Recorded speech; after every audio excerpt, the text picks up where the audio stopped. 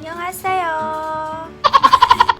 So, for today's video, it's keto treats time at gagawa ako ng low-carb leche flan at of course, panulak na kalamansi.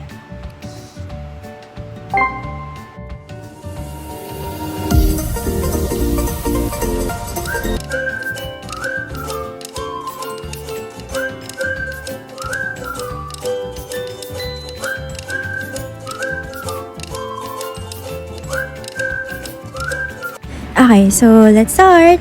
First, gawin natin yung caramelized sugar. Optional to kung gusto mong lagyan or hindi. Since low carbs nga to, depende sa'yo kung gusto mong mas matamis yung leche flan mo. So, gumamit ako ng 3 equal sweetener.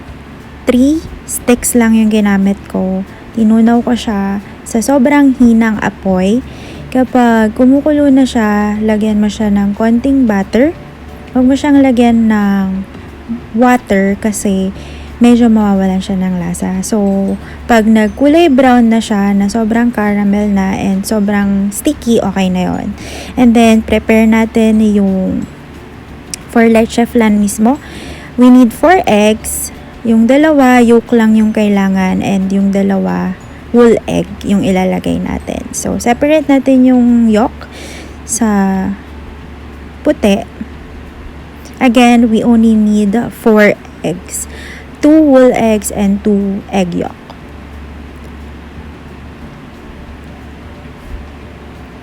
And then, lagyan natin ng Nestle cream.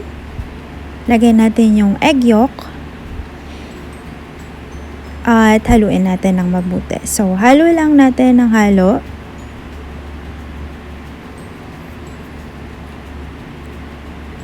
Lagyan natin konting lemon. Yung lemon, optional lang din siya para hindi masyadong matamis. Haluin natin ulit.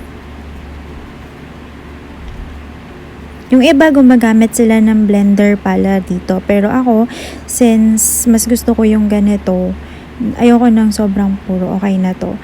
So, after that, lagay na natin yung leche flan sa llanera na may kasamang caramelized sugar. Takpan natin ng foil. Takpan natin mabuti para hindi siya mapasukan ng water. So, pag okay na lahat, lagay natin sa steamer and steam natin siya for 30 minutes.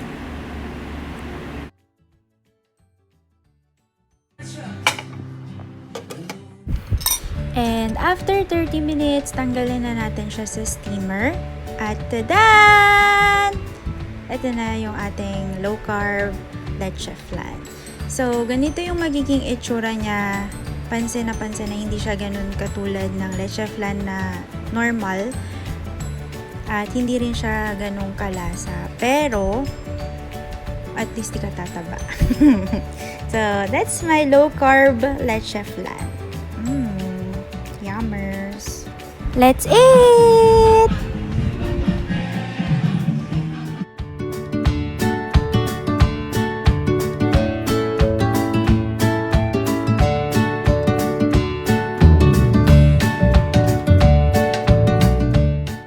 So, for calamansi tea, sobrang simple lang. Pakuluan yung kalamansi at yung Lipton tea, alisin sa tea bag.